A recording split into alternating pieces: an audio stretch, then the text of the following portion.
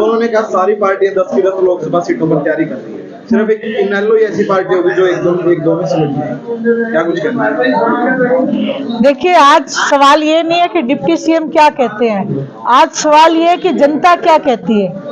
आज जनता ने मन बना लिया कि जो ये झूठ की राजनीति उन्होंने शुरू की थी उससे छुटकारा लेंगे, और इंडियन नेशनल लोकदल तो मैं यही कहूंगी 2024 में मैंडेट लेके सरकार बनाएंगे।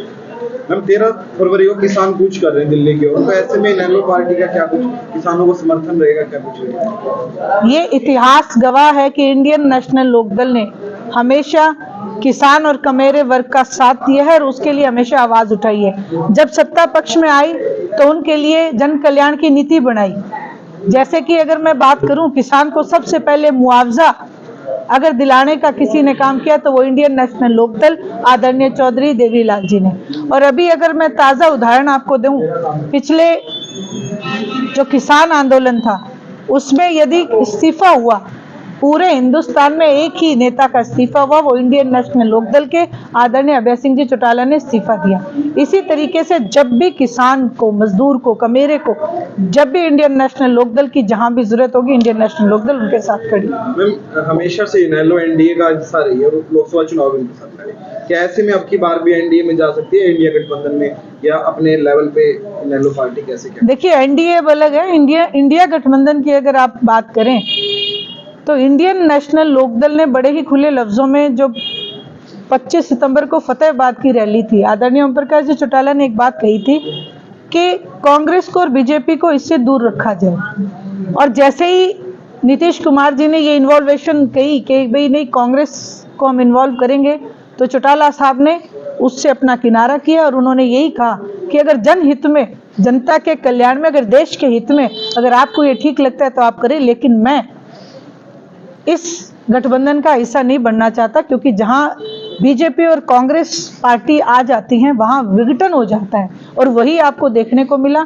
आज का जो मेन इशू है वो यही है कि अगर चौधरी देवीलाल जी की नीतियों को अपना के कोई गठबंधन करना चाहे तो इंडियन नेशनल लोकदल को उससे परहेज नहीं है, लेकिन अगर उनकी नीतियों को ताक पे रखा जाएगा तो कतई गठबंधन नहीं होगा। फिर इंडियन नेशनल लोकदल खुद अपने बलबूते पे 10 की 10 सीट पे चुनाव लड़ेगा। उचाना हॉट सीट निरंतर इसके दावे पेश किए जाते हैं, तो ऐसे में क्या उचाना से कोई दिग्गज कैंडिडेट इनेलो पार्टी का क्या कुछ कहना चाहिए?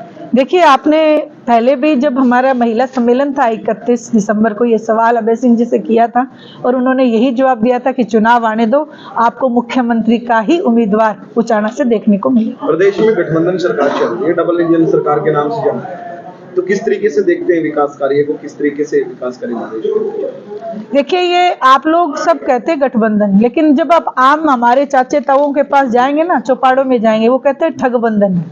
ये ठगी ठोरी से जो बनी हुई सरकार है इसको ठगबंधन कहते हैं। और अभी तक जब तक ठगी का माल सही बंटता रहेगा तब तक तो इनका गठबंधन चलेगा, और जब ठगी के माल में कोई गफलत गर्दी होगी तो ये सब एक दूसरे से नाराज होकर अलग अलग चले जाएंगे। आप जैसे कि अभियान चला रहे हैं और आप जा भी रहे हैं, तो किस तरीके का लोगों में इनेलो पार्टी को लेकर, क्योंकि जब जेजेपी अलग हुई थी तो उस दौर में इनेलो पार्टी का जो जन समर्थन था वो कम हो गया था, तो अभी क्या उस चीज को कवर अप कर पाएगी इनेलो पार्टी? क्या इंडियन नेशनल लोकदल का जो कोर वर्कर है वो कहीं नहीं गया था, वो सिर्फ मायूस हो गया था।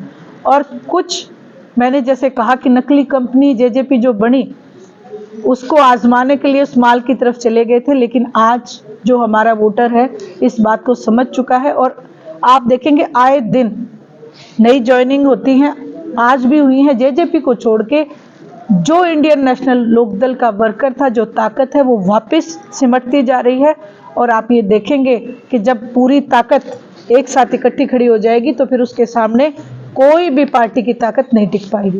नीतीश छोड़ के चले गए, तो ऐसे में गठबंधन भी कहीं टिकता दिखाई दे रहा है, उसको लेकर आपकी क्या राय है? देखिए, इसमें एक बात है, आदरणीय चौधरी देवीलाल जी ने एक बात कही थी कि निजी स्वार्थों को छोड़ के जब देश हित की बात आए तो अपने स्वार्थों को छोड़ के और फिर गठबंधन चलता है। जैसा कि उन्होंने इस धर्म को निभा के भी दिखाया था कि सभी ने मिलके उनका नाम प्रपोज किया था प्रधानमंत्री पद के लिए, लेकिन उन्होंने इस पद के लिए कहा कि मेरी जुबान है कि मैं पद नहीं लूंगा, और उन्होंने अपना पद अपना पद वीपी सिंह को दे दिया। इसी तरीके से आज के जो नेता हैं उनको स्वयं की ज़्यादा, नीतीश कुमार जी की मैं क्या बात करूं, उनको अपने सिर्फ एक उन्होंने देखा, लेकिन एक बात मैं बड़ी यहाँ पे कहूँगी कि आदरणीय एमएलए बनना बहुत आसान है, लेकिन आदरणीय चौधरी देवीलाल बनना बहुत मुश्किल है। जो ये क्वालिटी रखते हैं वो केवल अभय सिंह जी चौटाला में लोग देखते हैं, क्योंकि उन्होंने अपने पद से इस्तीफा दिया जबकि एकमात्र सीट थी। क्या आप कौन से चुनाव को पसंद करेंगे, लोकसभा या विधानसभा? पार्टी अगर आपको कमान देती है लोकसभा में, किस तरीके से? देखिए, जहां भी पार्टी आदेश करेगी, जिस भी जगह आदेश करेगी, हम वहीं आपको खड़े मिलेंगे, क्योंकि हमारी एक सोच है कि नेता एक ही होते हैं पार्टी में। कांग्रेस का आज जो हाल है उससे अगर कोई सबक ले तो यही है कि सभी, कोई एसआर के गुट है, कोई हुड्डा गुट है, ऐसा इंडियन नेशनल लोकदल में नहीं है। यहाँ एक ही है, one man army, Abhay Singh ji Chautala.